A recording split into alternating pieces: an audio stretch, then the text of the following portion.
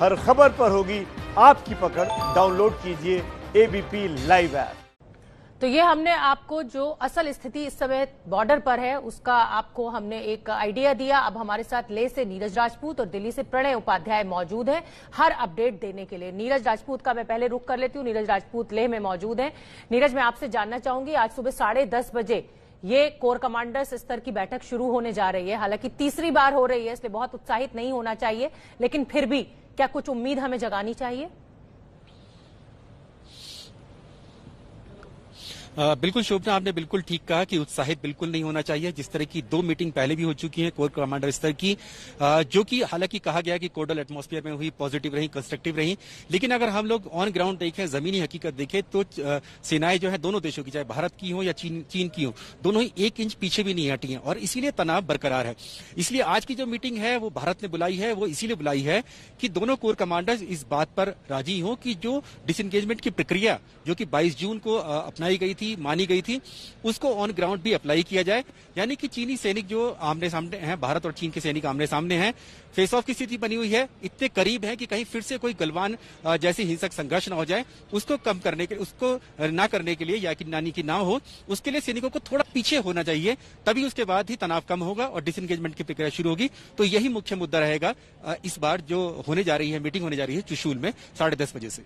बिल्कुल नीरज, आप बने रहिए हमारे साथ। प्रणय उपाध्याय भी मेरे सहयोगी मुझसे जुड़ेंगे, लेकिन उससे पहले मैं आपको बता दूं, नीरज राजपूत क्योंकि लेह में ग्राउंड जीरो पर मौजूद हैं, बहुत जानकारी हमें अहम दे रहे हैं। नीरज राजपूत, सेना के कोर कमांडर्स, यानी बहुत उच्च स्तरीय, सैन्य स्तर पे ये बहुत उच्च स्तरीय बैठक है, लेकिन क्योंकि 2 बार हो चुकी है और 6 जून के बाद तो पीठ में छुरा घोंपा गया चीन के द्वारा, तो अब ऐसे में भारत भी फूक फूक के कदम रखेगा?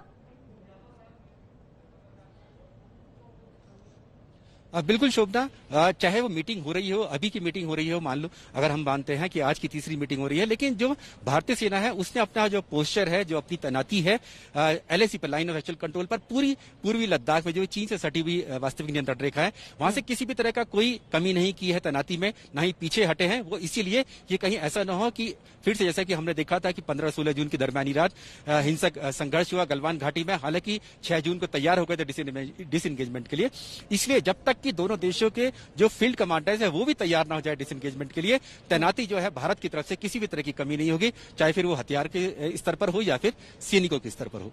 बिल्कुल नीरज, आप ठीक कह रहे हैं। और सबसे बड़ी समस्या ये भी है कि कोर कमांडर लेवल पर तो बैठक हो जाती है, चीजें तय हो जाती हैं, लेकिन नीचे ग्राउंड जीरो तक वो कितना पहुंच पाती हैं और कितना अमल में लाई जाती हैं। प्रणय उपाध्याय भी मेरे साथ बने हुए हैं। प्रणय, जैसा कि मैं नीरज से भी चर्चा कर रही थी कि अब बहुत फूक फूक कर कदम भारत को रखना होगा, जिस तरीके से 6 जून की बैठक के बाद पीठ में छुरा घोंपा गया चीन के द्वारा, लेकिन दोनों ही देशों के लिए जरूरी यह है कि बातचीत के जरिए ही इस मसले को हल किया जाए। दोनों देशों के हित में भी है ये।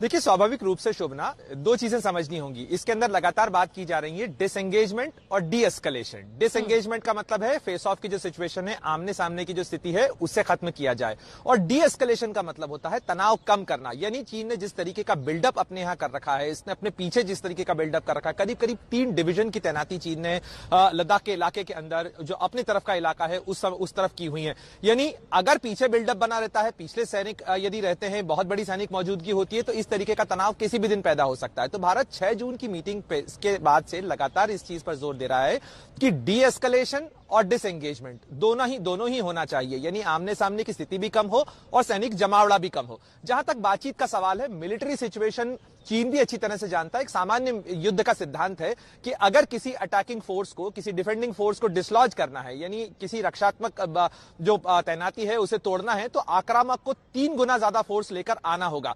स्वाभाविक रूप से जिस तरीके की तैनाती भारत ने इस समय कर रखी है, कोई मिलिट्री सिचुएशन, मिलिट्री एडवेंचर चीन के लिए भी बहुत भारी पड़ सकता है, क्योंकि इस तरीके की सिचुएशन में उसे बहुत ज्यादा फोर्स के साथ आने की कोशिश करनी पड़ेगी और उसमें उसका नुकसान भी बहुत ज्यादा होगा, क्योंकि जनरली अटैकर का नुकसान ज्यादा होता है अगर डिफेंसेस बहुत मजबूत हो।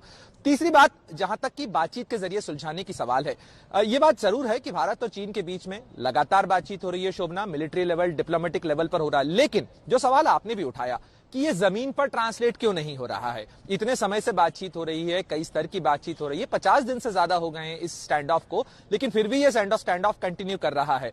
यानी कुछ चीजों पर चीन जिद पर अड़ा है और उसकी जिद को तोड़ने के लिए बहुत सारी तरह से जो है घेराबंदी, नाकेबंदी और साथ साथ मिलिटरीली उससे बात की जा रही है, क्योंकि फिलहाल तनाव की स्थिति डिसएंगेजमेंट को लेकर है, तनाव की स्थिति आमने सामने के फेस ऑफ को कम करने को लेकर है। जहां तक लार्जर इश्यूज हैं, बॉर्डर के इश्यूज हैं, उनको पहले भी बातचीत के जरिए सुलझाने की प्रक्रिया चलती रही है और वो फिर भी आगे चल सकती है। लेकिन ये स्थिति ना हो, गलवान जैसी दूसरी घटना ना हो, आमने सामने की स्थिति में ऐसा ना हो कि गोली चलाने की नौबत आ जाए, इससे स्थितियां और कॉम्प्लिकेट हो जाती हैं। फिलहाल जो चुनौती है वो ये है कि इमीडिएट जो खतरे हैं उन्हें फिलहाल कम किया जाए, और जो तय हुआ था शोभना, वो यही हुआ था कि ग्रेडेड रूप में जो नफरी है, यानी सैनिकों की नफरी है, उसको एक फेज तरीके से कम किया जाए और धीरे धीरे तैनाती घटाई जाए। बिल्कुल चरणबद्ध तरीके से सब कुछ करना होगा और दोनों देशों को मिलजुल कर ये करना होगा अगर दोनों ही देश अपना हित चाहते हैं। हम आपको बता दें कि चीन से बातचीत तो हो रही है, लेकिन चीन का चाल,